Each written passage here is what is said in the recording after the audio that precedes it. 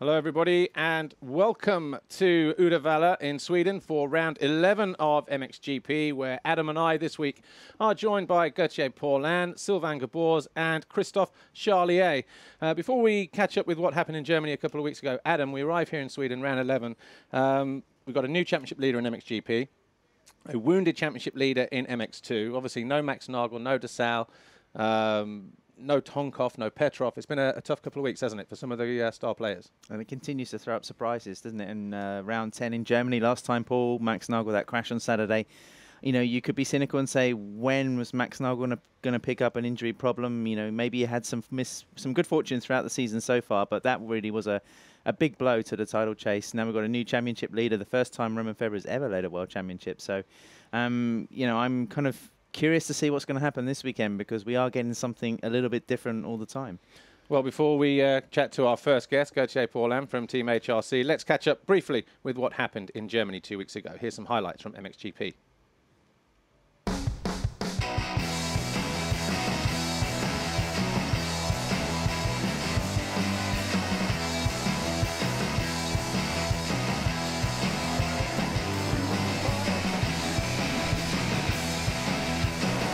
Antonio Cairoli and Dean Ferris duked it out for the foxhole shot once again, but this time it was Cairoli who managed to exit turn 1 at the head of the field.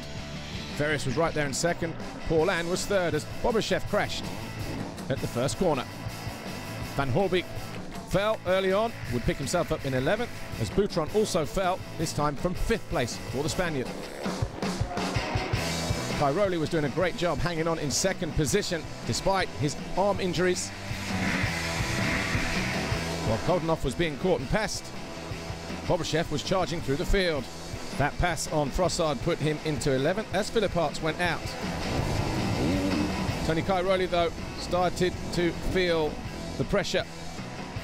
First of all, it was Paulin who went through, and then Fevre. Cairoli was suddenly in 4th, as Paulin and Fevre battled it out at the head of the field. Dean Ferris was having a great ride on his Husqvarna, but even he couldn't keep back the 4.61 of Roman Fevre as he moved into second. Ferris at that point was in third. Todd Waters found himself being pushed aside, so too did Dean Ferris. Cairoli been pushed back to 5th. And this charge by Strybos moved him into third, but it was Paulin who won the race. Fevre, though, won his 3rd Grand Prix of the season. Paulin second, Strybos third. And the championship now looks like this. Fevre is the new championship leader. 9 points clear of Nagel, with Cairoli being pushed back to 3rd. Next stop is Sweden in 2 weeks' time.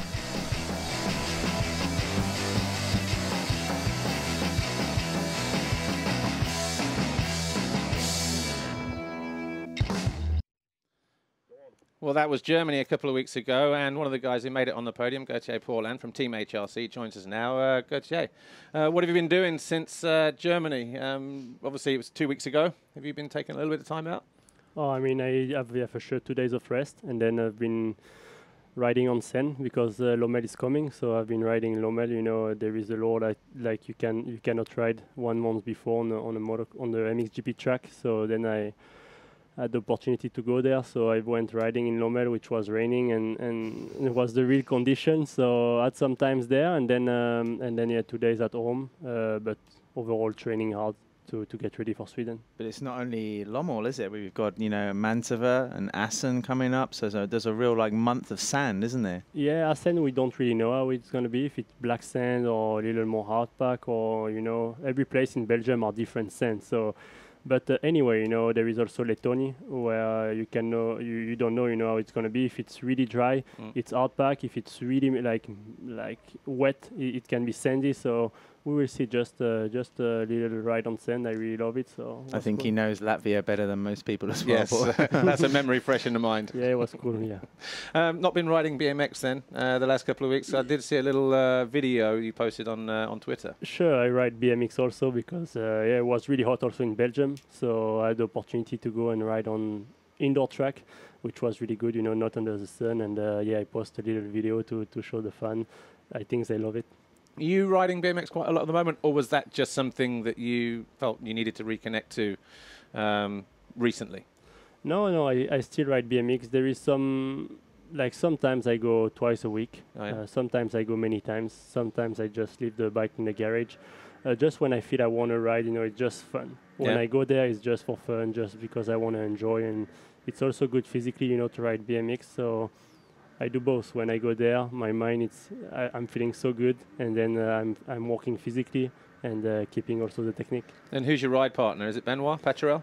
I ride with Benoit Paturel now. He's got a BMX, so that was really fun, to be with him. And he's riding pretty good. He make, I think, like 6 months or 1 year of BMX when he was a kid. Yeah. So now he's trying to make some big jump. He's not willing yet, but still he's starting, and it's really good, to have a friend and hang out. It's cool. So how does your friendship work then? Because obviously you've been in MX2 and MXGP for a long time, and he's just starting out. Really, he's relatively young.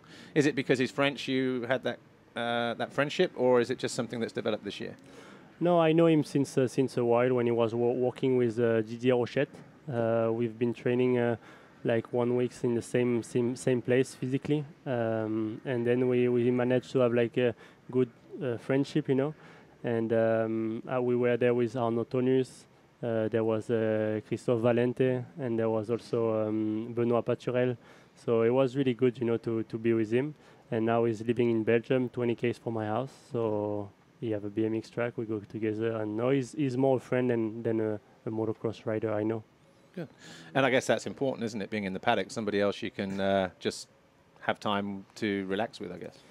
Oh, in the MXGP paddock, I'm just here to ride the MXGP and be 100%. So I don't even have the time to see friends. I'm just here for one mission exactly, and so then I'm just here from my camper to the track, from the team truck, and then to the hotel. It depends. So only one mission. I don't have time for that. Well, obviously, okay, it's been a while now, but new team, new year, new bike. How are you settling in at Honda at the moment? Pleased with Really everything, the way it's going so far? Exactly, yeah. I had to get used, and build a relationship with all the people I'm working with, and some confidence. And now it's working really good. We passed a big step last month, and I feel the great things are coming. I feel really good. I'm healthy. I feel good with the bike. The team react really, really fast right now, and happy overall. Well, it was a good start to the season in Qatar, but your first win came in Valkenswaard. But it wasn't just one win; it was two, and the overall. I guess that was that win meant quite a lot to you. I guess because of what happened last year, maybe or not, and also the fact it was your first win on Honda. Oh, last year it's true, like you mentioned, I've been injured in Valkenswaard, but I don't really worry about this. Every year it's different, and yeah, that's some good, cool image from my win. I was just feeling good. I like riding sand, like I like to ride a hardpack. I've been winning GP in mud, in hardpack, in sand track, in every condition. So I don't really think, about like getting injured in the same track. I'm just now this race coming, we'll give 100%, getting ready for it, and working, every day if it's a new track. So this day was kind of awesome because every lap on the paper I was faster. Not one lap I wasn't faster, except one lap with a yellow flag. So this day was a really nice day. Gautier, I think it's been a bit of a strange season for you so far. We're used to seeing you come straight into a championship and win, like in Qatar or in Bulgaria when you first came into the MXGP class. Those early rounds. I mean, this was round 5. Round 5 was it? So, I mean, that was your first victory. But it seems like you've been pretty consistent, but not super spectacular. There haven't been many podiums, many moto victories. Why? Oh, like you mentioned exactly. I'm walking a lot physically, so I'm used to arrive at the first GP and be ready. There is also a rider who arrive at the first GP and just get ready with the races, So then they get at a certain level later, and right now I've been there in Qatar already, and had to be patient because of we were working on the bike with the start, and even me on my skills, to get used to. So I was ready, but I had to be patient for the result. I'm riding the World Championship, and it was tough, the first few weeks of racing because we didn't have really like some how can I say some data, to know what I didn't knew exactly all the setting of the bike, everything. So it was a little tough, but just in my mind, I had to be patient, and all the team were patient too. We're working surely, but a little too slow, but look, right now we are here, and we still there is still 400 points to give away. I mean, I don't know if it's the same for you, Paul, but when I've been talking about MXGP recently with Romain Febvre moving to first place, it's, some people have said watch Paulin because he's been there, he's just taking the points each week. You're only 45 points behind, the Yamaha rider, so it seems instead of being like this huge star, flamboyant, playing so nice on the bike, and being a real character of this MXGP series, you're now actually like launching a really strong kind of championship threat. Yeah, exactly. It's every weekend we have been working for that. It was hard because with the press and with the TV, not every it's not everything on us. You have to be at the GP to see the work like we have been doing, and we have been doing a lot of kilometers of walking and hours on the bike and on my skills on the technique, on the specific parts of the bike. And right now I'm there. Just we have had some bad luck also. Like in France.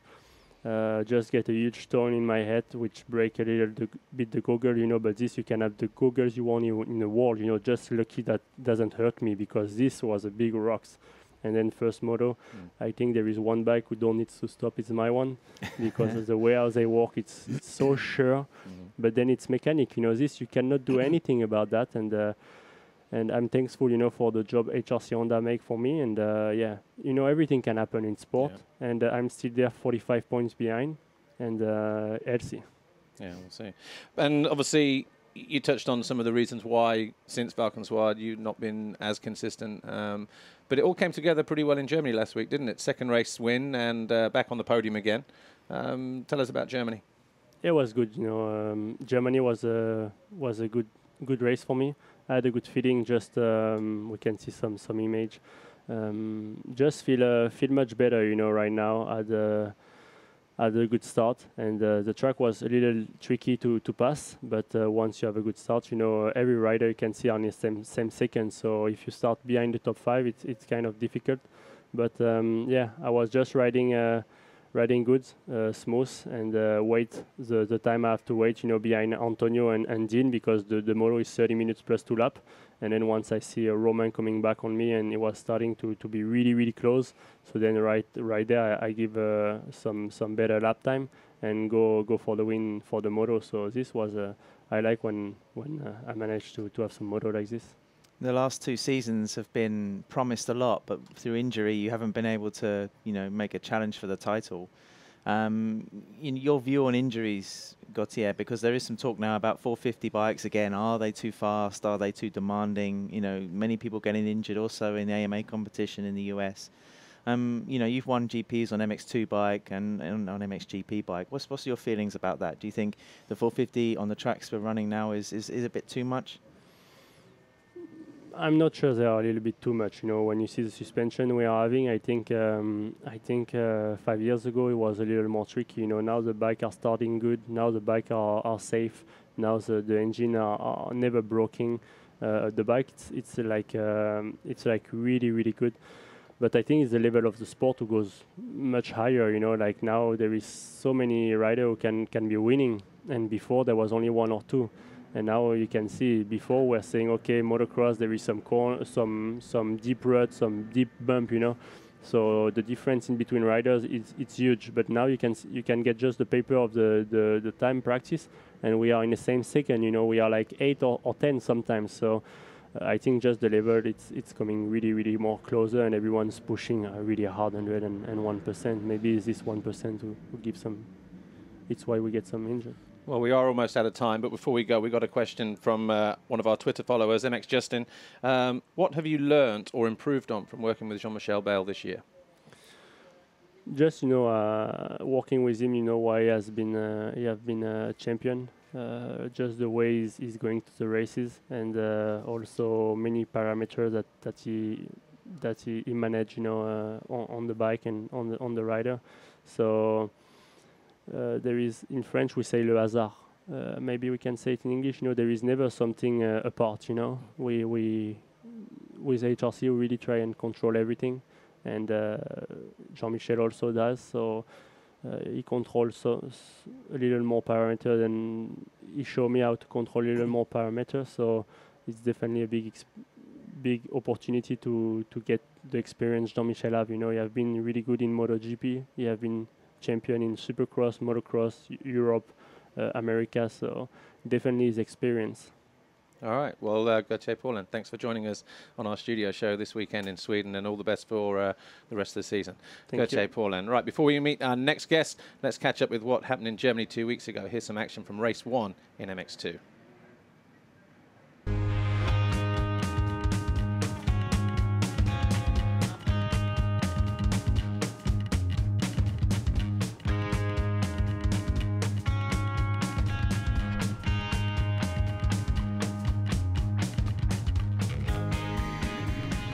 Jeffrey Herlings arrived in Germany with a 139-point advantage over his rivals. Max Anstey didn't make a great start into turn 1, but it was Tonkov who grabbed the whole shot. Jeffrey Herlings, though, scrubbed his way over the top of the hill, got it completely wrong on the opening lap, crashed out spectacularly. And when he picked himself up, it was clear that Herlings was struggling with an injury to the right shoulder.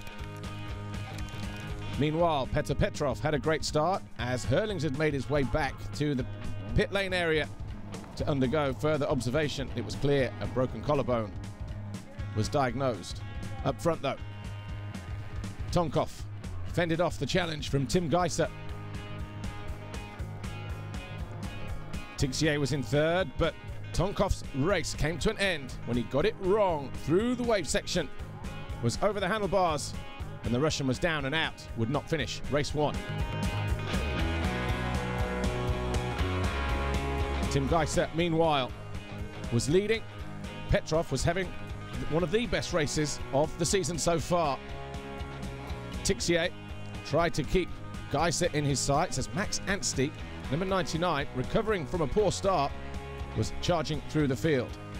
Found his way around the outside of both the HSF Logistics KTMs of Borges and Juss, and eventually he found his way inside the top 10. Valentin Guillot was on a charge and with 3 laps to go made this pass on Jordi Tixier to move into second, but Geiser was just too far ahead. The flag went out though, and it was a win for Geiser. Well, that was Germany 2 weeks ago in MX2 race 1. Of course, Jeffrey Herlings with a broken collarbone. He is here this weekend, but let's move on with the show. And Sylvain Geboers, the team principal for Rockstar Energy Suzuki World MXGP, joins us now. And Sylvain, we've had 2 weeks off from the World Championship. Before we talk about the season in general for your guys, Clément de Sales and Kevin Strybos, what have you made it all? What have you made of it all so far? You know, the championship itself in MXGP. Well, we started off very well until round 8 when Clément got the injury.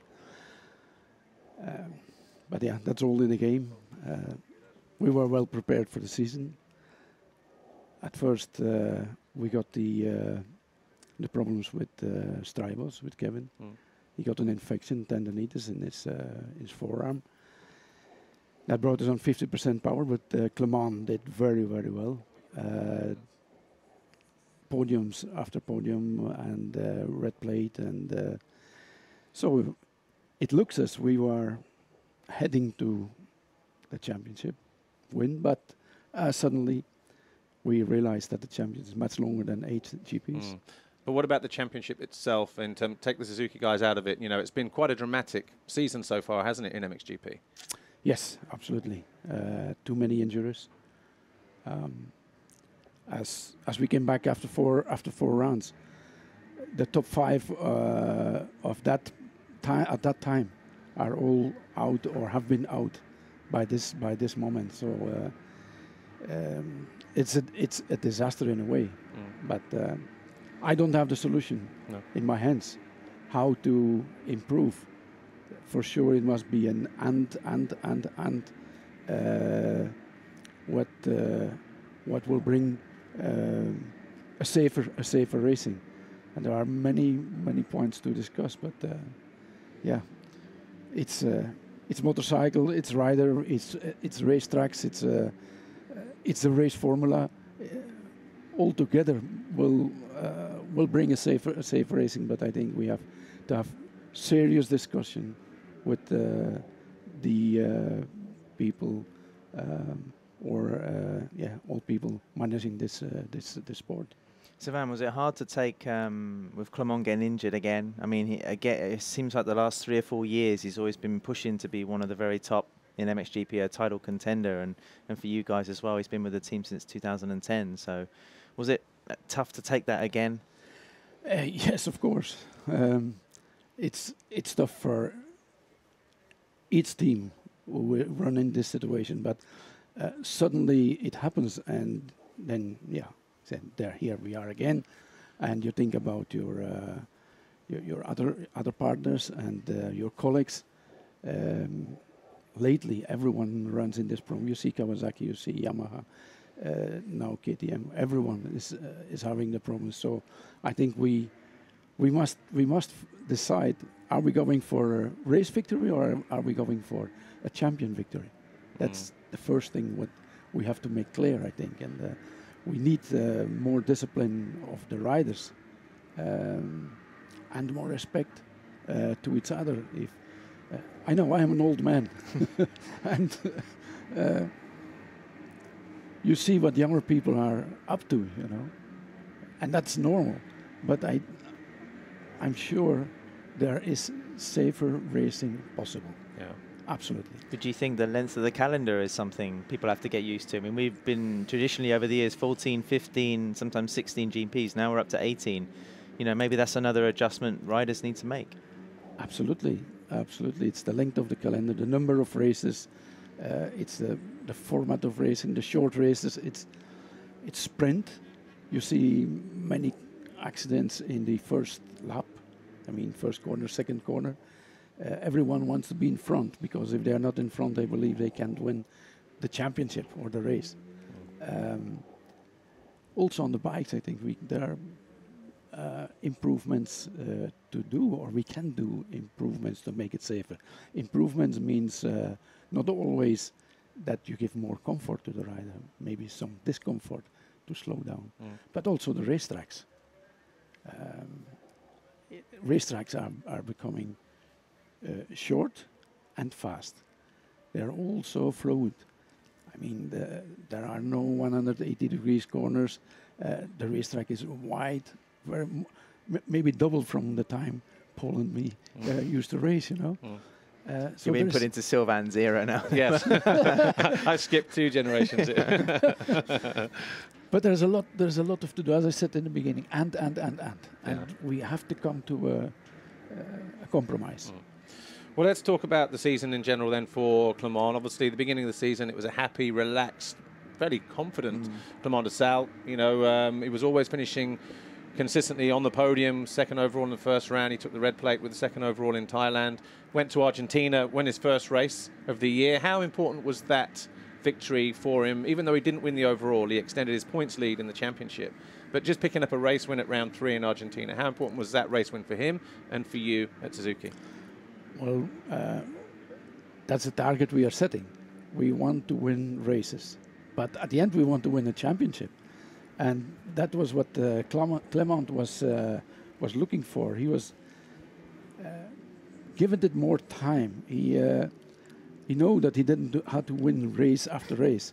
He was trying to be consistent, and that worked very well until England, when we see the restart of that first moto, and suddenly he becomes in the red zone, and he lost maybe only 5% of his performance, but that was enough for not to win and to come in discomfort.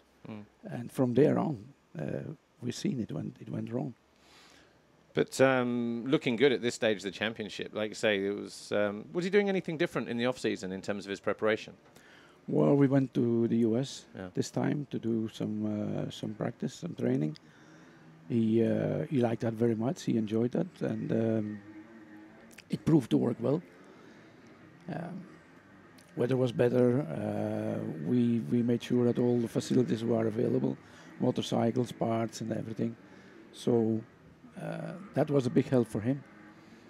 But then he led the championship up until Valkenswaard, and by the time he got hurt in France, it was only 4 points off of the lead, wasn't it? It was very close, like you said earlier. France must have been a tough pill for you to swallow, and as well as Clement, because obviously in qualifying he crashed. It all went wrong, didn't it? To be honest, when we went to France, for myself, I thought we're gonna come back from France with a red plate, and that went all wrong in second practice. So, and immediately it showed that he dislocated shoulder, and that was. But there was the shoulder, and then also the knee was also a problem from that crash, wasn't it? Is that what's holding him back now? What's holding him back now is the knee, but that was not from the same crash. That Right. was later on when he started qualification. Okay. And he dislocated the shoulder for the second time. Right. And he tried to put the shoulder in during riding, and then he was hit by another rider. He fell down, he stand up, and he was hit again by another rider, and that's where he injured his knee. And that's what's holding him back now at this moment. Obviously not here this weekend. Will we see him in Latvia, or is it still too soon to say? Well, we talked last Tuesday when he had visited the doctor, and then he said he had gotten another injection in the knee. It was too early for Sweden, but Latvia maybe. So I promised him we will be standby. And already on Thursday night, the mechanic got a message: be prepared for the. Let me have an entry, and I call you tomorrow morning to see if it works. I'm gonna try. So he tried, but it didn't work. It still hurt, so he decided not to come. And we're standby for Latvia.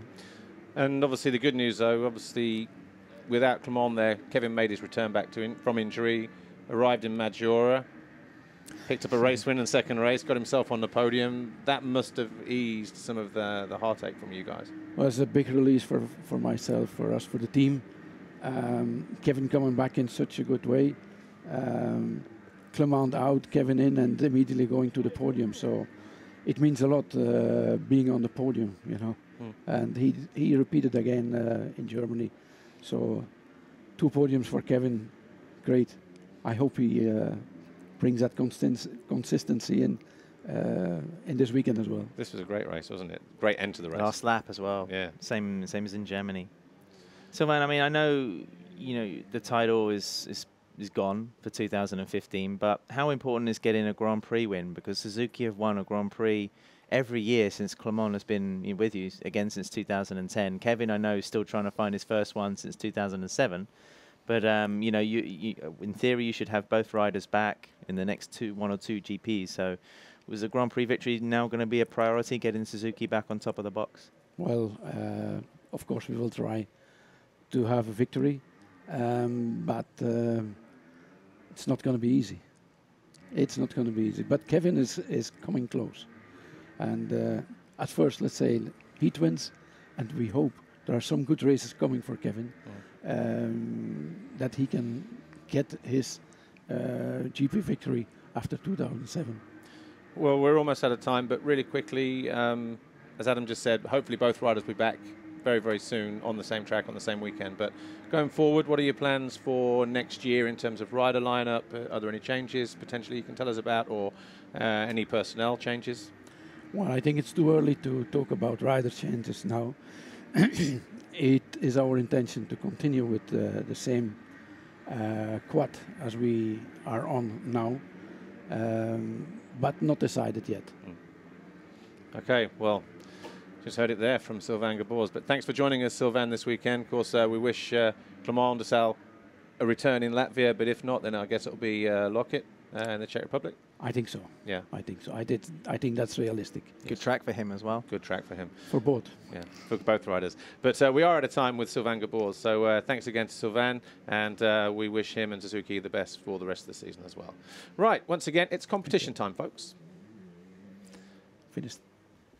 And this week's competition comes courtesy of Polysport.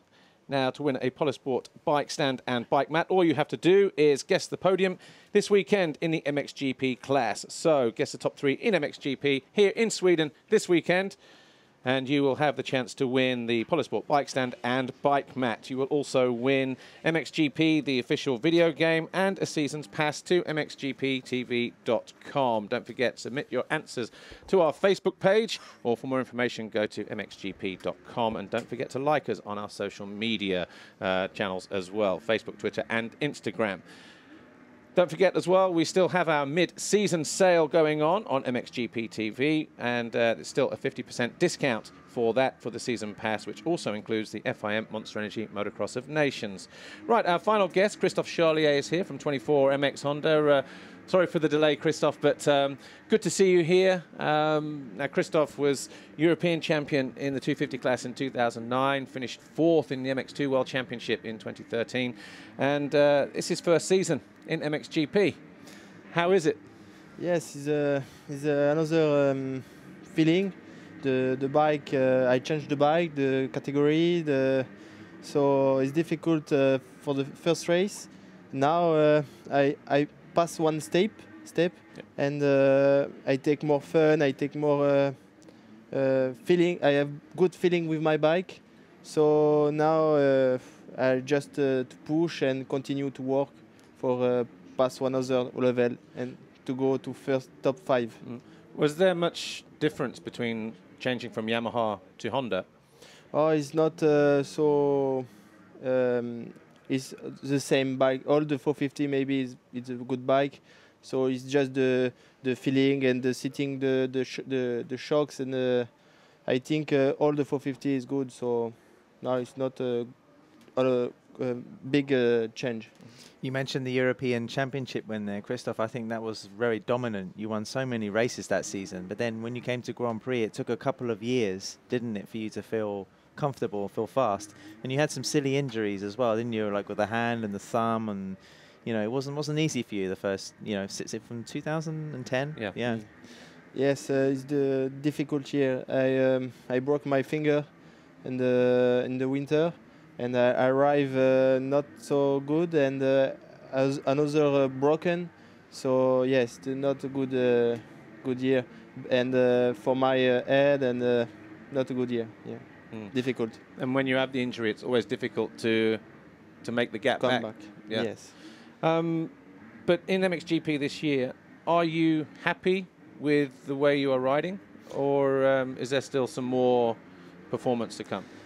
Yes, I would like to go more in front, but yes, my first year in 450, so I pass step by step, and now I take I take fun with my bike, so it's good. I continue to work, and my team is good. It's like family, so now I'm happy. And maybe what some people don't know is in Qatar you had an injury with the foot. Was it the ankle? Yes. Or the leg, yeah. So that was not the best start. Yeah. And also you missed Thailand because of this. Yeah.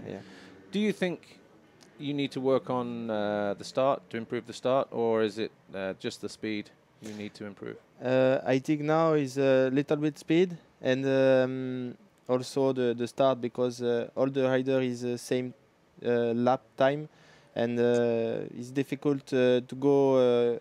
If you don't take a good start, it's difficult to come back. So now it's very important to go in front. Your best GP result was Germany 2 weeks ago, 8th overall, so inside the top 10. Were you pleased with this performance? Did you just think, okay, finally we are inside the top 10, this is where I should be? Yes, in Germany also it's possible to go more in front, but I stay easy, and I marked the good points. Now I just would like to go step by step, and maybe in the Finnish championships go to top 5 easy. Yeah. And coming here this weekend, obviously your team 24MX, Swedish. I guess there are a lot of commitments from sponsors coming this weekend, and has it been pretty busy over at the tent this week? Yes, a lot of people, but I stay little bit left of all this, Yeah. and I stay on my I stay focused for the race. Well, one time we came here in 2013, you were riding Yamaha in MX2 class. The first race, you took the whole shot and just said au revoir to everybody. I mean, what a great day, what a great race that was. You still remember that and what it felt like? Yes, I remember, but maybe this track is it's possible to fair the same race because the track is very fast, and I think yeah, it's possible to do the same. How far away? Okay, you obviously like the track here, but is it possible to get a performance like this from you this weekend? Maybe not winning, or maybe just inside the top 3. Maybe it's possible to win. Yeah. Do you prefer this kind of track? I prefer yes, the old track. Yes. And what did you feel like after this race when you crossed the line? You took the checkered flag. You beat Jeffrey Hurlings, which, you know, from memory was the same as 2009 in the European Championship. You and him. Yeah, it's good. It's good memory, and after I do the same in England also. Yeah. And it's good to win. Yeah.